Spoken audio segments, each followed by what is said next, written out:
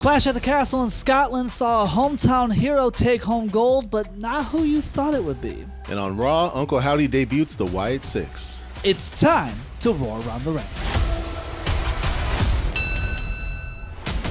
All right, Clash at the Castle. Everyone talked about whether or not they would actually screw over Drew McIntyre in his home country in front of his home fans yet again, and they did. CM Punk dressed as a referee, and Damien Priest somehow kept his leg. Don't know how that happened because, that spot. And Damien Priest remains your World Heavyweight Champion with the help of CM Punk.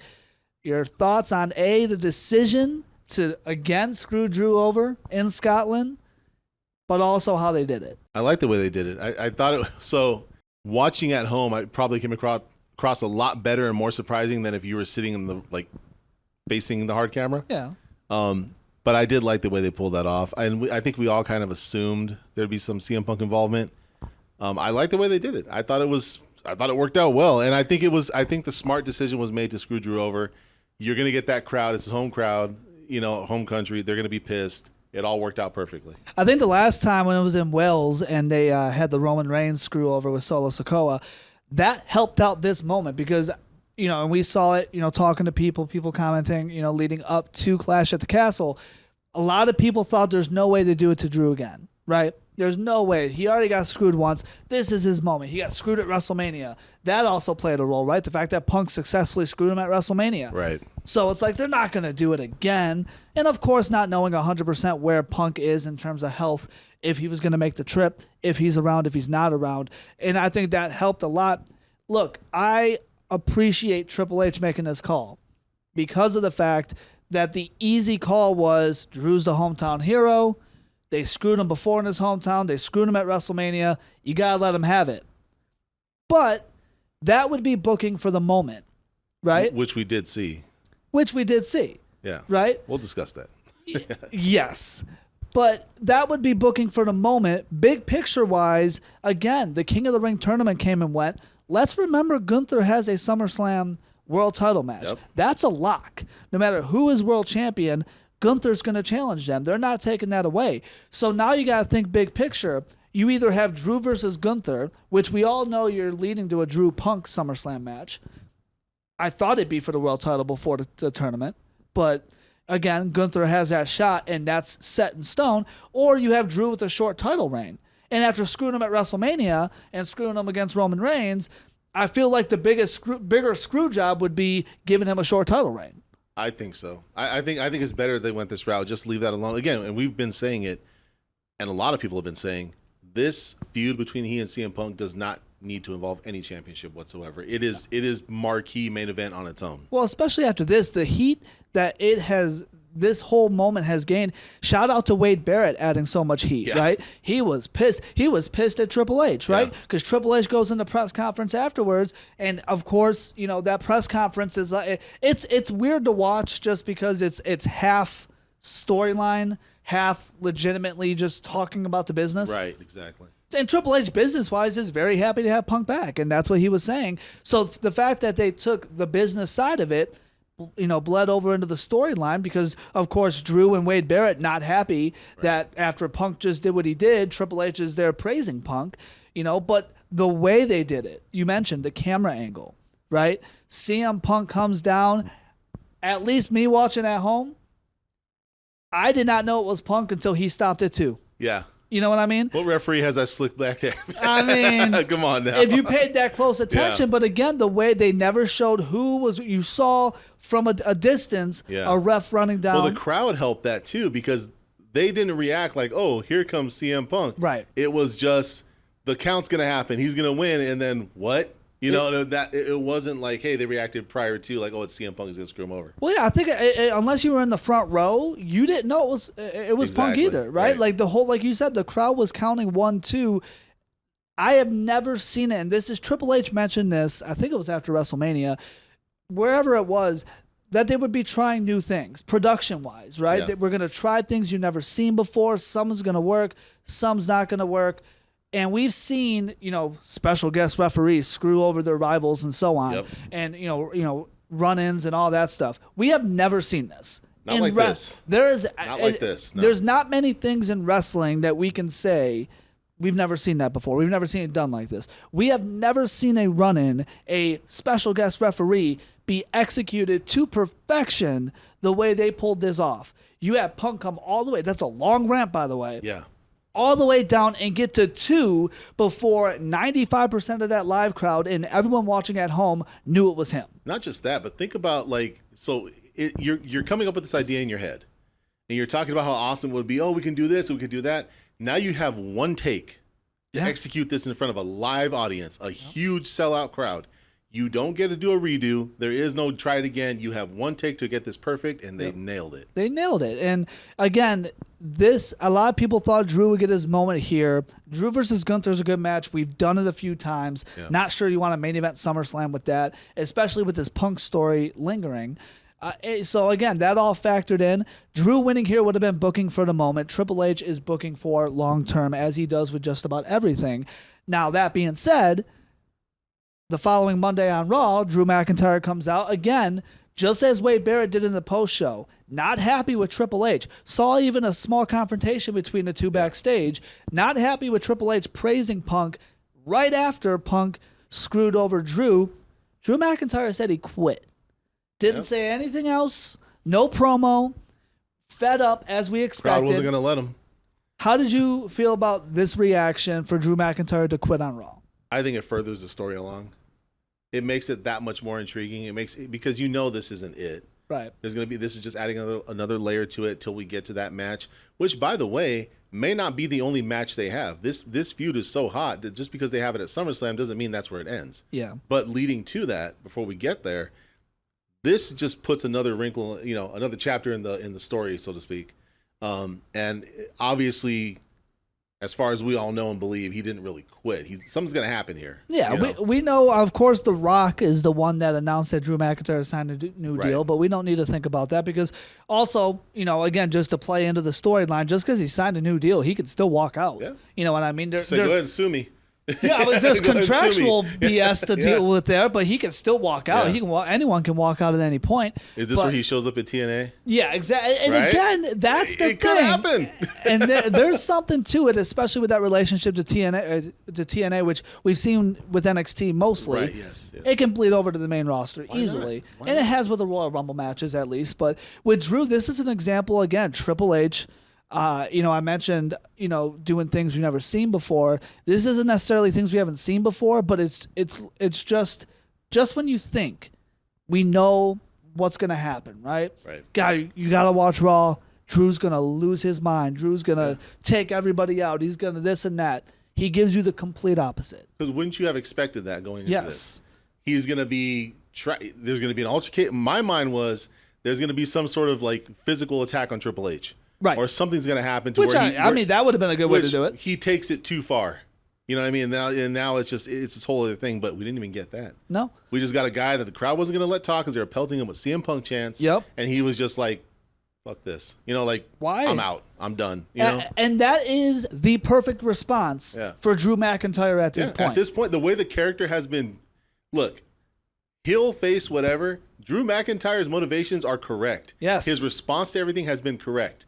If you take that character and you talk about a storyline arc, character development, character arc, this is a character who has not wronged. Yes. He has been wronged over and over again. And the crowd gives him crap for it when he talks about how he was being wronged, which is why I always liken him to Bret Hart. Because it was always a guy who was, hey, I was the good guy, I was your hero, I was your champion, and you all turned on me and supported this bastard who's screwing me over. Yep. Same thing they did with Austin and Hitman. That's why I compare it so much. But now, for him to just say, screw this company, I quit, can you really in storyline be mad at him? No, and I think in storyline it makes sense because we have already seen every other reaction. He got screwed by Roman as a babyface. He reacted then. He then went heel when he came over to Raw. Kept on bringing up the bloodline when Jey Uso. Yeah. Kept being that whiny but correct person that keep bringing it up. Then he got screwed at WrestleMania. Then he became the hothead to lose his mind with Punk, and he wanted Punk and whatever. Then it happened again. Then the boss is praising the guy that screwed him in his hometown. Right. What else is there to do in terms of a reaction? And Drew McIntyre's character has been taking all the proper avenues to keep righting the wrong. Okay, I'll do this match. Okay, I'll go in that tournament. Okay, Right. I'll do King of the Ring. And it was always something where he's getting slighted at the end. It's like, well, why wouldn't he be pissed? Right. Now, I wouldn't have been mad if Drew went and won Money in the Bank in Toronto. Yeah. Just because I'm assuming, Punk mentioned in his press conference he's very close to being cleared. I'm assuming it's SummerSlam. Yeah. Drew would have had time, and I guess he still does. There's a few weeks, depending on how long he's actually gone, for him to show up and win Money in the Bank. Because when do you do this Punk blow off, right? Assuming health, of course, that's the biggest thing with CM Punk right now. But with Drew quitting, how long is he gone to make this effective, and when do you do this blow off match? I honestly think it's just a matter of weeks. I don't think we're going to have a whole very long, and it could be a stipulation added to it, to where even Drew himself can come back. He can attack it could be in Chicago. CM Punk can announce he's back. He can announce he's ready for action, blah, blah, however he wants to do it. And he gets blindsided. It could be a whole swerve like that. Sure. It could be something as simple as that. It doesn't have to be overthought. It could just be him saying, okay, look, I'm not going to play by the rules just like you don't. So here we are. I think Drew McIntyre needs to pull a Brock Lesnar in Toronto. I think he does. I think he needs to show up. I'm not sure the logistics of it, whether he takes out somebody who is in the Money in the Bank ladder match or whether he just does a run-in or whatever. I don't think he shows up until the night of Money in the Bank. That'd be awesome, too. I don't think he does a qualifying match or anything, just because we only have a couple weeks till Money in the Bank. Right. So to make this effective that he quit, I think he does need to be gone for at least a couple weeks, right? Not show up a week later and it's like, cool, you quit for a week and welcome back. I think he shows up at Money in the Bank, pissed off, near the end, exactly how Brock Lesnar did to Mustafa Ali, right? Shows up mid-match while someone is at the top, Jey Uso, who everyone wants. I was about to say, if he does that, it has to be effective. And I think everybody's favorite, a lot of people's favorite, Jey Uso. Jey Uso's on the poster of Money in the Bank now. And which, honestly, if Jey Uso won Money in the Bank, I would not hate it because I feel his character needs some push trajectory going right now. I think it does, but I think that push is going to come to whatever happens with the bloodline. For this, though, I think Jey Uso's at the top of the ladder and Drew's music hits. Yeah. And Drew does exactly. Or Drew just running out from the crowd, just kicks the ladder over, pushes it over, and he drops takes him. that briefcase. Because assuming we get Drew and Punk at SummerSlam, who's to say that match doesn't happen first, and then Drew can go cash in on the winner of the Gunther Priest match? If SummerSlam is Drew getting a clean win over Punk and then ending the night with that championship in his hand? Yeah. Oh, man. Or that's storytelling. Or what you do is you don't have a clean finish for Drew and Punk, because I don't know you want Punk taking a loss his first match back. If his first match back, you're right. It shouldn't be clean. It should be Drew. Again, I'm not playing by the rules anymore. Right. But I don't know if Punk takes a loss and then you have Drew win, because what you can do, because Bash in Berlin is right after SummerSlam, right? That's true. And that's a big thing for Gunther. And I think you could set up a Gunther Priest Drew triple threat where Gunther can win it there because of the rivalry between Drew and Punk. So neither of those guys look weak. Right. Dropping the title, Drew at least, or losing a main event. So you would have Gunther not win at SummerSlam. Or if he does, Drew cashes in. I think the assumption, and this is where I think it's unfair to Damien, and we're getting off into a whole other tangent, but I think it's unfair to Priest that people are already assuming. By the way, Damien Priest is your world champion. Right. Poor dude, right? But I mean, and now we got Seth back, so it's like. But that's the other thing about Drew not winning at Clash at the Castle. It's making Priest look like a legitimate champion. Yeah. Whether big picture you look at him as a transitional champion or not, Triple H is not going to book him that way. Yeah. We're going to give him a solid title run, some successful defenses, clean or not, and then we'll have him drop the title. So whether you think he's a transitional champion or not, I'm not going to book him that way. There could be something else going on there, too, and I think there's something with Judgment Day, but we can get to that. And there's a lot to it, right? Yeah. Especially with what we found out on Raw. Right. Let's get to the other world title real quick. Cody Rhodes making AJ Styles say I quit. Very similar to what we saw in AEW with Adam Copeland and Christian Cage, by the way. Like almost identical, just a different weapon. Right. Match started, they started off the show. Match was hot. Crowd was hot for it. Yeah. Great, awesome match. They had color in it, got some blood. Everything you want in an I Quit match. Sure. But again, and I know, and I made the prediction. I think AJ Styles might win it here, because I didn't feel confident 100% that again, Triple H is we can do things we never did before, right? Yeah, and I think with Cody Rhodes, doing things you never done before, but that's your face, and you don't want to put a wrench into that too soon. And you got to keep in mind, even though I know he got hurt at the movie shoot, you had that stare down with The Rock. I don't know when that payoff's going to be. It doesn't look like it's going to be SummerSlam. I don't know. I think that's too soon. Right? I mean, we could be wrong, but I really don't think so. SummerSlam was the first thing in my brain when that promo initially happened. But as time has gone on, now that we're midway through June and I think because we were coming right out of WrestleMania and SummerSlam seems so far away, but now that we're like heading into July, it's like, okay, well, that was like last week that The Rock was there. Like it's just it really just kind of flew. Yeah. So and again, The Rock's injury, other responsibilities, the dude's all over the place, so that plays a big role in it as well. And again, Roman Reigns' return, you got to think it factors in The Rock somehow. I don't think we're getting that at SummerSlam either. I think that's later down in the fall. Well, that being said, Solo Sikoa coming out, and he got into Cody Rhodes' face. Yeah. The Bloodline, the new Bloodline attacking Cody, Randy Orton and Kevin Owens helping out. Your thoughts on Solo Sikoa being pushed up into the world title picture? When does he get his shot? I think now's as good a time as any. Yeah. I mean, now an event, I don't know, it could do Money in the Bank. I don't know however you want to do it, but I think this version of the Bloodline can't just exist in the mid-card if you want to take them seriously, because if they just exist in the mid-card, what you're saying is because Roman's not here, this is now just a mid-card act. Right. And they can't be that. Well, I think it's also protecting Roman Reigns' return. Right. Right? Because when Roman Reigns returns, this is going to be his focus. You have to make it worth his while. We're not going to MJF Undisputed Kingdom this and have Roman Reigns return and just have, Legado del Fantasma come out. And, exactly. No, Roman's going to return and focus on the Bloodline. That being said, the Bloodline needs to look important until... No Santos Escobar Roman match? That'd be epic, dude. You don't want to see that. Shout out to Santos. Shout out to the guy, man. Friend of the show, but still. Right, exactly. Friend of the show. No, always welcome. With Roman Reigns, you have to protect his return by making the Bloodline remain important at the top of the card the entire way that he's gone. That's why their focus has been on Kevin Owens. Randy Orton's back involved in that story as well, and now putting him at Cody Rhodes. Now, Solo doesn't win it here, and I think Money in the Bank is the spot to do it. It's not a SummerSlam main event, but I think with Solo Sikoa going after the world title, him failing is just going to add to what Roman has to say to him, right? Yeah. And Paul Heyman questioning him as the tribal chief. And that just adds to that long-term storytelling, moving forward. But you have to make it look important. Right. The IC title, the US title, the mid-card isn't going to do it justice for when Roman Reigns returns. Yeah, we can't do all this with Solo, have him basically usurp Roman just to be the IC champion. Right. And it's like, so also, too, what I think you're going to get, there's a lot that branches off from it, like you said. It leads into The Rock. It could lead into this whole, predicted Bloodline Civil War, where honestly, I think we'll start to see kind of a loose alliance of necessity between Roman and Cody. Right. And not that they're a tag team, they're buddies now, but it's like, hey, we have a mutual enemy. And, and it's kind of like, it goes back around to the Seth Rollins alliance with Cody.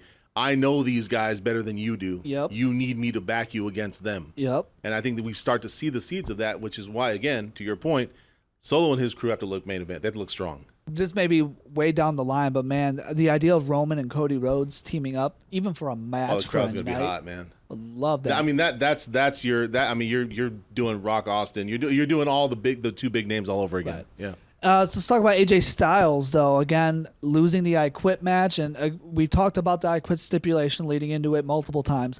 What do you do with a guy that just said I quit, right? Yeah. He just got back together with Luke Gallows and Carl Anderson. Now, it has been announced. Shout out to Triple H for allowing his superstars to do this. He is going to be wrestling for Noah Pro Wrestling over in Japan. That's going to be in July. But big picture, what do you do with AJ Styles now? I really don't know. I think after you go through an I Quit match, especially a match that when we saw, and you got to kind of be off TV for a while. Yes. You can't just come back, oh, well, shucks, guys, I lost. Let's go attack somebody else. Like, no, it's a big deal. Yeah. And I like that Triple H treats it like a big deal. Now, back in a bygone era, if somebody lost their title the night, Sunday PLE or pay-per-view, they lost it Monday night, they're like, well, guess that happened, guys. Sorry. Next. It's like, no, we gotta focus on this. So if you just lost an I Quit match and there was bloodshed going on and you had this whole beat down on your opponent leading to it, you shouldn't just be hanging around afterwards like nothing happened. I want to see him off TV for a while. When he comes back, I don't know where they go with it. I'm not sure. I think this is the perfect opportunity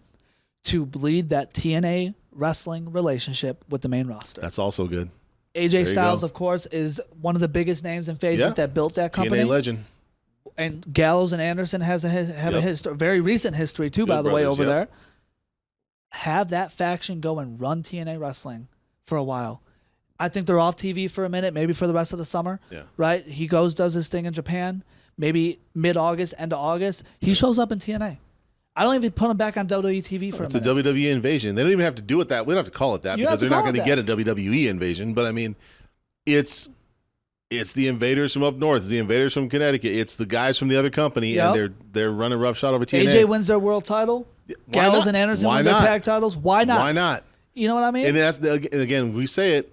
This open door that Triple H and TNA have created for each other. I love it, man, because it just gives you these. Oh my God, that just happened. I got to find where TNA is on so I can watch this. I want to see the storyline, and that it serves both companies. Let's wrap up a couple other things from Clash at the Castle. I mentioned at the top of the show that Hometown Heroes did win gold in Scotland, just not who we thought. Right. Alba Fyre and Isla Dawn winning the women's tag titles in their triple threat match against Bianca Belair, Jade Cargill, Shayna Baszler, and Zoe Stark. Your thought on this decision? I really question it. One, because, I mean, the match got to a point where it just got clunky and started falling apart.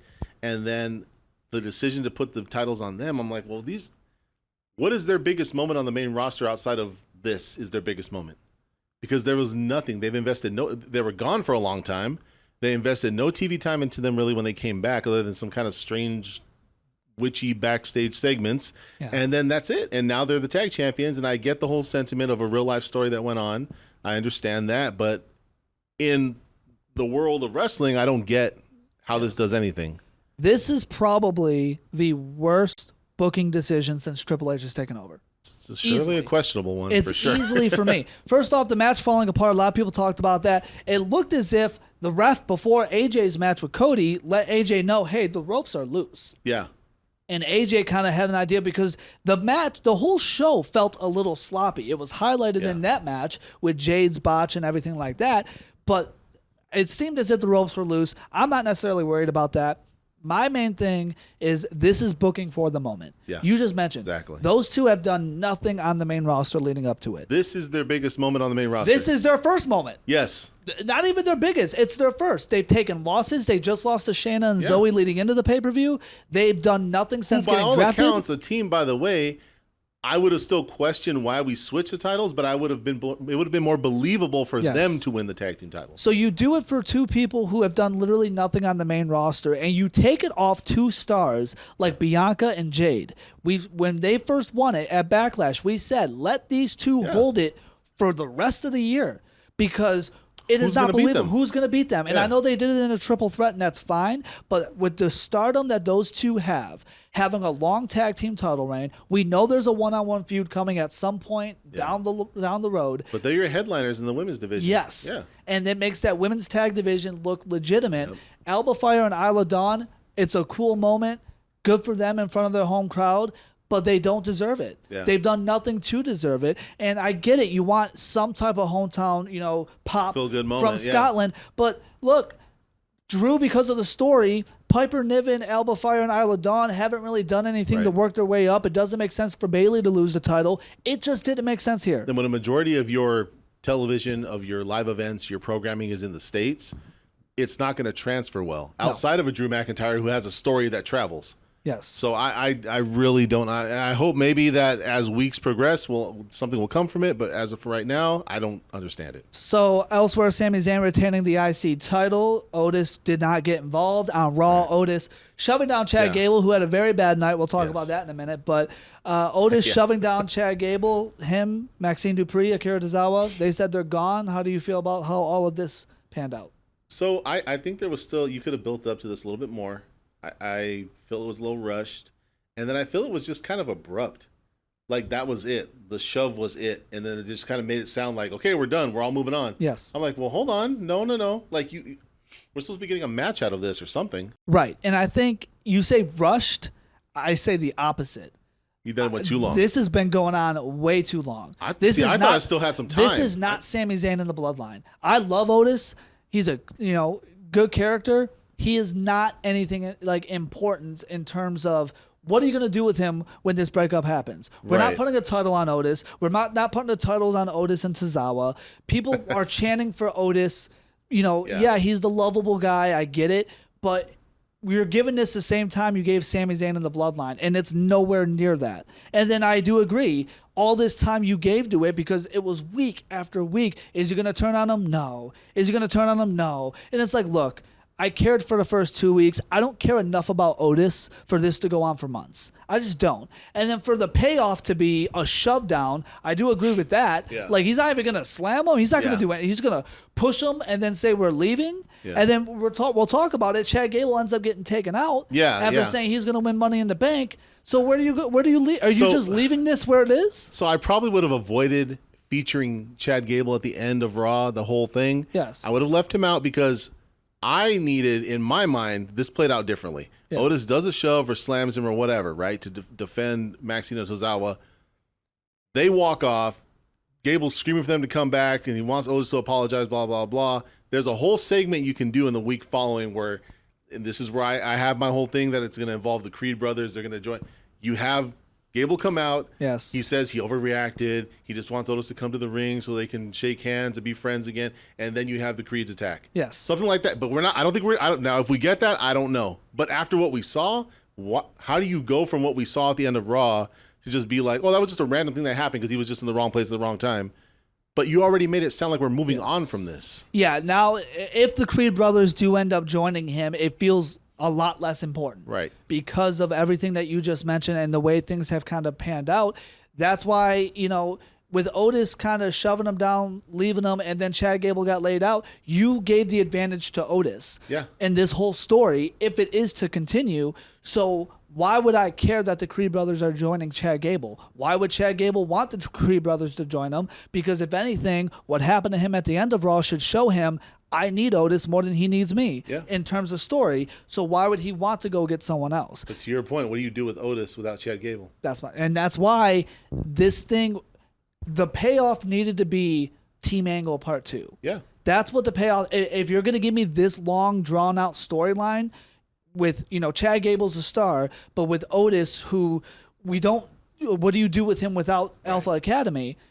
The payoff needs to be bigger because the payoff isn't, Otis broke off. Otis is a single star. Yeah, because Otis is going to be Otis and Maxino Tozawa just coming out every week for Otis matches.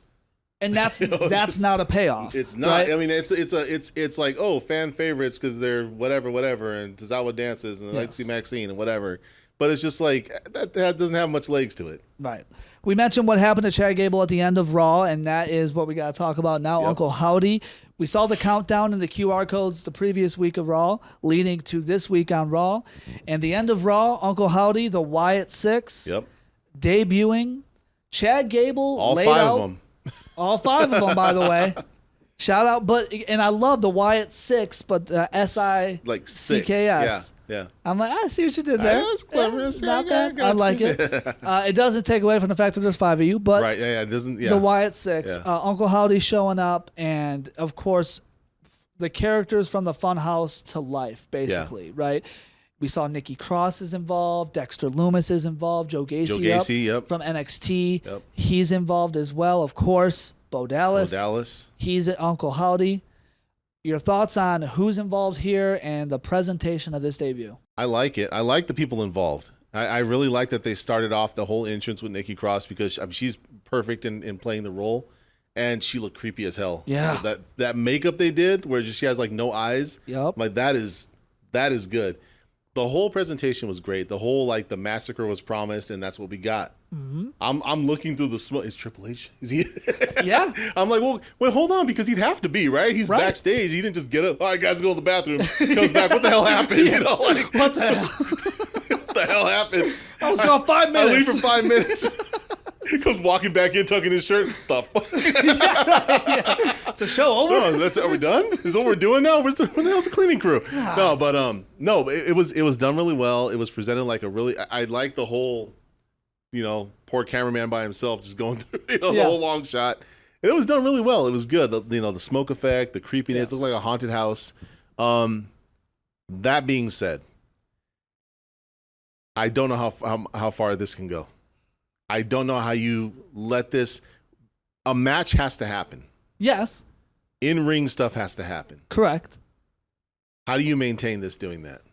So, First off, I 100% agree. Presentation was beautiful, of course. The memory of Bray Wyatt being there. I mean, I've never, since probably Bray Wyatt's return at Extreme Rules a few years back, a couple years ago, I've never felt that much emotion during, because the combination of missing Bray, right, but how perfectly this was done. Bo Dallas has taken over this role, and he is doing his brother beautifully. He is right to the point when the Jey Uso's thing was fading out. Yes. And the lights start going, and everybody just instantly knows. Yep. Firefly's time. The pop when Uncle Howdy first appeared on screen after showing Chad Gable looking a lot like the Fiend from the back. Like, yes. The whole posing and mannerisms, I'm like, that looks like the Fiend. He is 100% doing this justice anymore. Yeah. Bray Wyatt is 1,000% proud. Yeah, so the emotions really of this well. is there. That's already going to sell it on the crowd. It sold it on me. But the people involved, the way it was done, Nikki Cross is going to kill it in that role, right? The way she was crawling out, this is a 100% scary movie. That being said, yes, as great as that debut was, as emotional as it was, long-term wise, you worry about, and this is just generically speaking, characters like this. And, going this far in terms of supernatural, in terms of, scary movie vibes, whatever you want to call it. Yeah, a match needs to happen. You need to protect these guys. Right. You need to make up for what they did to Bray Wyatt time and time again. Yes. Because what happened with Bray Wyatt, as creepy as he was, as great as his promos were, as amazing as his video packages were, and his whole presentation, he would go out and lose. Yeah, left and right in all the biggest matches, biggest feuds. You need to protect these guys as a crew, and if there's one-on-one matches, whatever, the way you did Kane and The Undertaker way back when. Yeah. When Kane first came in 98, no one wants anything to do with these people, right?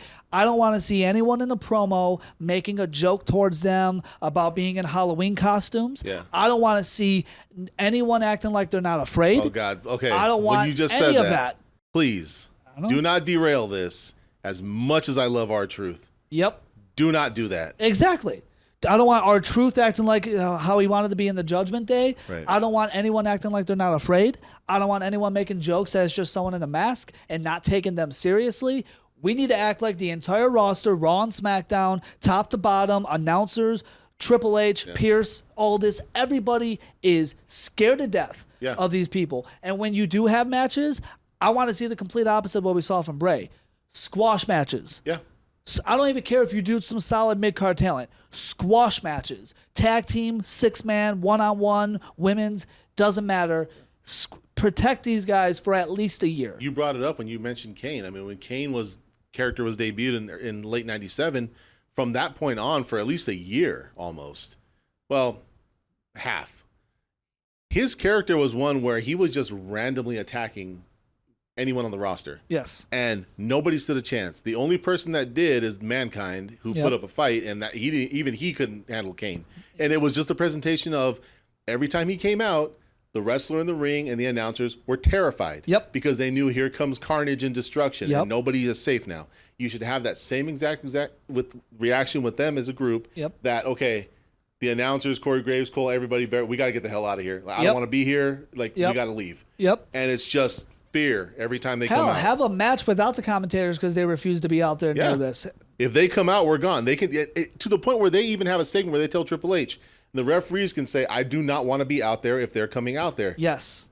You need to make these guys look like the most feared thing in wrestling in decades because it should be, right? Yeah. And again, it's also, to make them look serious, yes, but also to do Bray Wyatt justice because, man, Vince would just screw Bray over left and right. With Daniel Bryan, with John Cena, with titles, everything. The Undertaker, who, by the way, Goldberg as the Fiend, right? I will never forgive him for that one. Seth Rollins in the Fiend, you know what I mean? Which the is amount still of probably times, one of the most confusing Hell in a Cell finishes. Yes, the amount of times that they had something good here, especially with the Fiend, in the last couple of years, like 2020, 2019.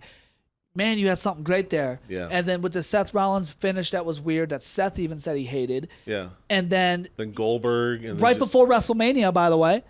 Yeah. You know what I mean? Like, you could have featured The Fiend as the world champion going into WrestleMania. Even the Randy Orton Fiend WrestleMania match that with Alexa Bliss, and it just was weird. Yep. Like I remember watching that match, like, what are we doing to the Fiend? What happened? Right. That she's turning on him. This is Yep. yeah, and it just I think Vince liked the spectacle, but he didn't take Bray seriously as like, oh, you're my guy. It's I like the spectacle. You're good for me to throw at the big stars. We can have a good feud. I think ever since The Undertaker and Kane did what they did in the 90s and early 2000s, Vince McMahon had this idea, and some people probably had this idea. Any character like this is just going to be treated as, oh, you're not Undertaker. Oh, you're not Kane. And that's the problem. Everybody, well, he's the next Undertaker. There is no next Undertaker. Nope. There is no next Kane.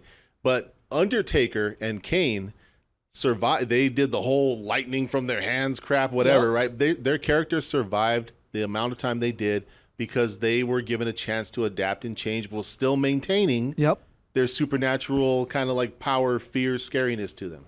We made the jokes about, the Wyatt Six, but there's only 5 of them. Do you expect Alexa Bliss to be involved in this? I do, unless they're just saying it's the ghost of Bray as a 6th person. Yeah. The ghost of Bray is their motivation. The one thing I'll say, I do expect Alexa Bliss to be involved. I have no idea why they wouldn't involve her from the beginning. I don't. I actually thought she was going to come out. Yeah, I thought I'm not disappointed it was Nikki Cross. No, Nikki Cross is going to kill it. Yeah, but I was like, well, I was expecting Alexa Bliss was going to be there. Yeah. Well, it's cool because Alexa and Nikki do have their history, so that'll make sense. Right. The only idea I have that they wouldn't involve her is that, it would, in their brains, potentially take away from Nikki Cross's shine. Being the only female. That could be. Right? Yeah. Let Nikki be the only female in the group for now. Yeah. And then add in an Alexa Bliss. Because Alexa and Nikki as the tag champions, but as whatever creepy character Alexa ends up being if the Wyatt Six. Come on.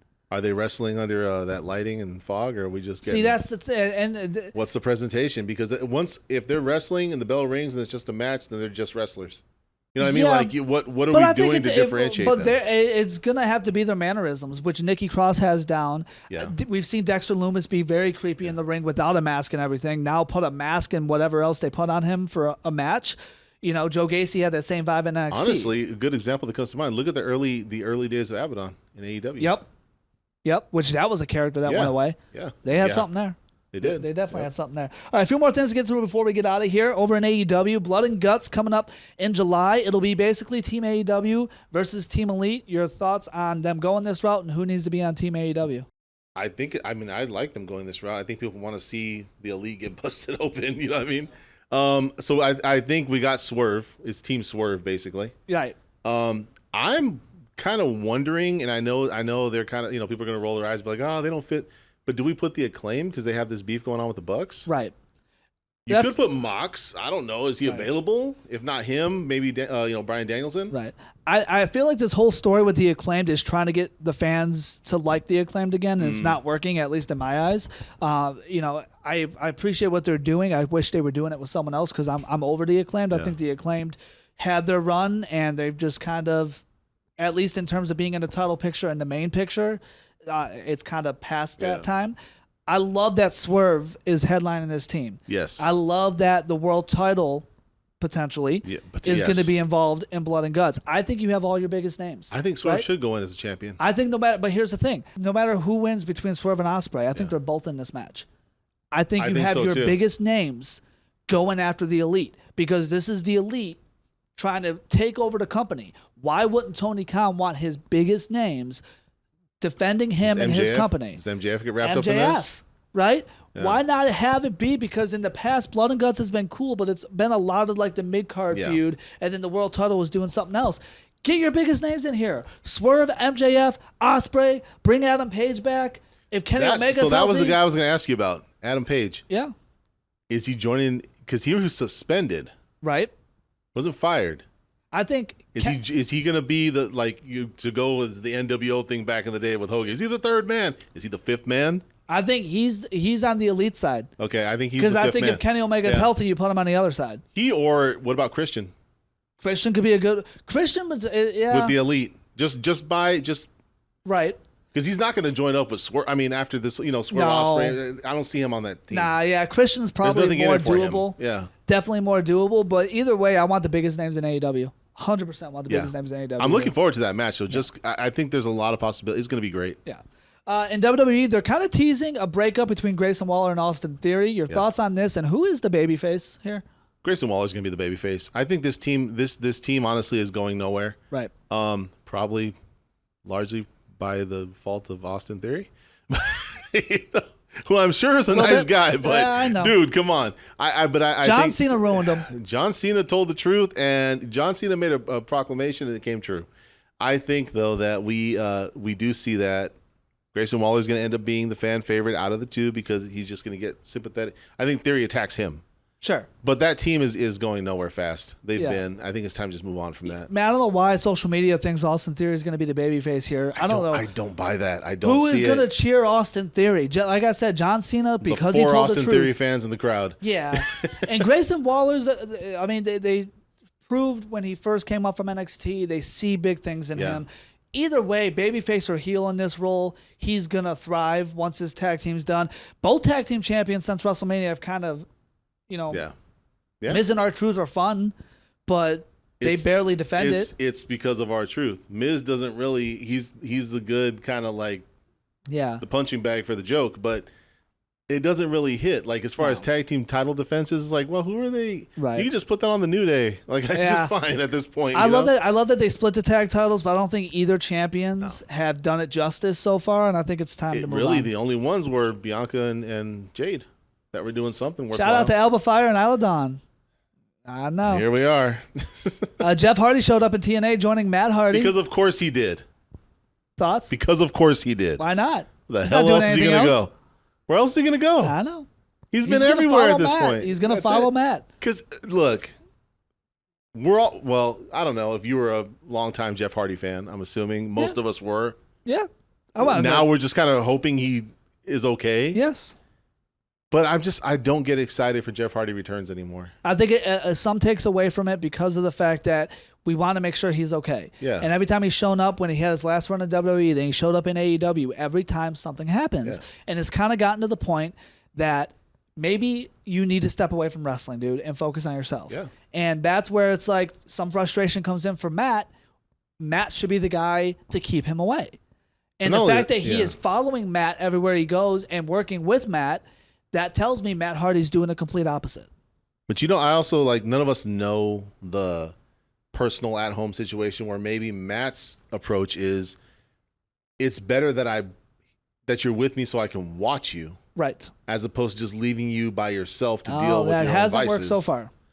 It's either way, it seems like there's a problem. So I don't know, but I still root for Jeff Hardy. Yes. I'm a fan of the guy. I have been for years, ever since the Attitude Era, and I just don't want him to keep hurting himself, and I don't get excited for his returns in any company anymore. And I'm with you on that, and it's all out of support. Like, dude, I just want you to be good.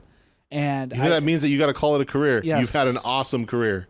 Please just stay alive. alive. That's the thing. He's already had an awesome. You could call it and you've be been good. World champion. You've been all the mid-card champions. You're one of the greatest tag team champions of all time.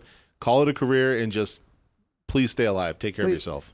And that's it. Yeah. So, but if he's going to keep wrestling, TNA is a good spot. I think it is. And good on TNA. All the possibilities, yes. And good on TNA to get more recognizable names because, I mean, they're red hot right now, getting more eyes on the product. They're really having like a glow-up moment for themselves, which I'm good for them. Right. Over in AEW, Samoa Joe and Hook teaming up. Thoughts on this pairing? I like it. I like Shibata as their cameraman. I like it's kind of this minus the heavy comedic whatever. It's almost a kind of like what do I want to say? I want to compare it to like Riddle and Orton in a way, minus the Riddleness of it. But just because Samoa Joe's so over, he's had such a career. He's there's nothing really left for him to prove anymore. Right. He's just having fun with it. Wow. But he's still like such a big fan favorite, and it's like Hook needs this, I think, better than he needs. Getting him that FTW title off him and getting away from that whole thing, perfect. Whatever. Yes. This is a good spot for him. I like it. I'm enjoying it so far. Yeah. Look forward to seeing where it goes. Samoa Joe's doing more for Hook than Chris Jericho did, in the months of their feud. Don't give them ideas. I'm just saying. Samoa Joe, this is a great pairing. If you want me to care about Hook, the instant they started this pairing, I started caring about Hook Yeah. more than I did the entire time he had his feud and partnership with Chris Jericho, Which right? was just all over the place. Yeah. For like a month. Yeah. Samoa Joe can do no wrong. Plus, Samoa Joe has a history with Taz. His attitude matches with and meshes well with Hook. Yes. It is a perfect pairing. The little comedic vibe that Samoa Joe throws in there, calling Shibata Speak and Spell is awesome. Spell. Like, I think I figured out why your dad wears orange. Right. Like, he's all, dude, he hates Syracuse. Samoa Joe can do no wrong. Yeah. And this is why it's a perfect fit for Hook right And now. it's just enough comedy. Yes. It's not too over much. the top. They're not hitting, at least so far. They're doing, and you see them together, and it's like, I like this team. Right. This works for me. Let's keep doing this. Damien Priest will defend his world title against Seth Rollins, returning on Raw at Money in the Bank. What are the chances the title changes hands here? I don't think that happens. No. I wouldn't book it. I think that you have to. I think there's something else going on that's not going to involve the people with. And I could be completely wrong. It could just end up on Gunther. Yeah. But I think that there might be something else going on within Judgment Day, and this whole thing with Priest is not going to end up involving the people we think it's going to involve. Yeah. I love that. First off, shout out to Seth being healthy enough to come back. Welcome great back. to see him. Love to see him back. And I love this decision because it gets us talking about this. People think Priest is going to cruise to SummerSlam, but wait, it's Seth Rollins. Yeah. Seth Rollins. I like how Priest was just like, "You want a title shot?" And Seth's like, "Well, screw the briefcase, then I'll just get my title shot." And again, that is Triple H booking Priest to not look like a transitional champion, whether you think he is or not. The fact that he's to Seth Rollins, no less. You want a shot? I got you. Yeah, Let's do it, right? Yeah. I think Seth Rollins does not win here. I don't know who it is, but I think his SummerSlam feud begins at Money in the Bank. Whoever he is paired up with at SummerSlam is going to cost him that title match for Seth. Yes. And I think that's how this plays out. But I love it because it gives you just enough question mark to go, wait, are we getting Seth and Gunther at SummerSlam? Are we screwing over Priest? Again, when you go into a big match, a world title match, not fully knowing what route they're going to go, that's when it's, better quality, right? That's when you're sitting forward in your seat watching it the whole time. Exactly. You don't know what's going to happen. And Triple H has done it again with this match, right? Absolutely. You believe in Joe Hendry? Because he showed up in NXT, TNA. We talked about the success of TNA. He's a big part of it right now. Any man that can get in Shawn Michaels' face like that, you got my attention. Let's see what you can do. Yeah, man. He's got the look. He's got the size. He's got the confidence in front of the crowd. Yes. And not even just the crowd in NXT. I believe that confidence, the way he carries himself in TNA and in NXT, take that in front of the main roster, that dude can carry himself. You combine the size, the charisma, and the song. Yeah. Like in one superstar, that's huge, right? Because it's usually one or the other. Not saying if you're big, you have no personality, but in terms of what we've seen in wrestling, if you're big, you're just big, right? That is your personality. Yeah. That's your personality. If you're charismatic, you go out there and talk and give a bunch of promos. Your matches can be ho-hum, but your charisma gets and then if you can over. sing, you're just a comedy act for the most part. He's all three. Right. Yeah. This dude's going to be around for a minute. I think so. It's going to be one of those things like when we talk about like an anomaly, like a Tiffany Stratton, where it's just like not everybody transfers well, but some people do, and you're like, wow, they just got it. Yep. That's it. I think he'll be one of them. That relationship with TNA and WWE, he's going to thrive on that 100%. I love it. You want Bron Breakker to take the IC title off of Sami Zayn? I mean, Sami Zayn, he might as well. They got to do so. Okay. They got to do something with Bron Breakker, and I like what they're doing so far. But I'm talking about title-wise. Yes. IC title will be perfect, and then just have nobody be able to beat him for it. Right. Unless he runs afoul of the Wyatt Six. That's about it. And that goes right. Then just hand it over. Right. Well, I think it needs to happen. I think he needs to beat Sami Zayn handily. I think this is perfect. Sami Zayn's title run has been more about Chad Gable and Otis than it has been about Sami Zayn. And that's all we've been talking about. That's all we've been talking about. It's been boring. Bron Breakker is on fire. What he's been doing on Raw, taking out Ricochet, who we're about to talk about. Bron Breakker and Sheamus. Bron Breakker and Sheamus. Yep. Like Bron Breakker can have, shout out Sheamus, banger after banger after banger, right? He's Steiner's kid, man. Yeah, it's they're built Michigan tough. He can do for that IC title similar to what Gunther did. Yeah. In a different way, but very similar to what Gunther did. He takes that title off of Sami at Money in the Bank. Him and Dragunov at SummerSlam for that title. God, Come on, just let him tear the the list house of down. matches. It's the same thing you had when Gunther was champion. The list of matches you can have. It's the same thing with Bron Breakker. He needs to win this. Bron Breakker and Gunther. Yeah. Lastly, Ricochet is a free agent. What's the best course of action for him? TNA. Yeah? I think so. Yeah. I think TNA. The only reason why I'd have him in AEW, at least right away, and maybe it's just a one-off, him and Will Ospreay at Wembley Stadium, they have a history. That match would be must-see. That's the only reason I'd have him in AEW. If there's a way to have him for a one-off or just to sign him for a month or whatever you want to call it. But long-term, he's leaving because he wants more TV time. He's the fifth man for the Elite. Shut up. Blood and guts, Ricochet. Heel Ricochet? Heel Ricochet. Come Just on. a bigger beard. Yes. It's a bigger beard. Shout out to acting by Samantha Irvin, by Right? the way. Oh, man. That was great acting. But he's leaving because he wants more TV time. He needs to kind of, not to the extent of Drew, but he needs to go reinvent himself a little bit. TNA's the perfect spot for him to do that. Plus, TNA still has that relationship with WWE. Yep. And again, we keep bringing that up, but that is now a new big factor for all the stars in both companies. Yeah. 100%. Yep. And all the free agents, right? I love it. Roar Around the Ring is available. New episodes every week. Find us on YouTube at Roar Around the Ring. Follow on social media at JV Around the Ring. He's at Dude Darrell, Daryl Taylor. I'm Justin Valentine. Talk to you guys very soon.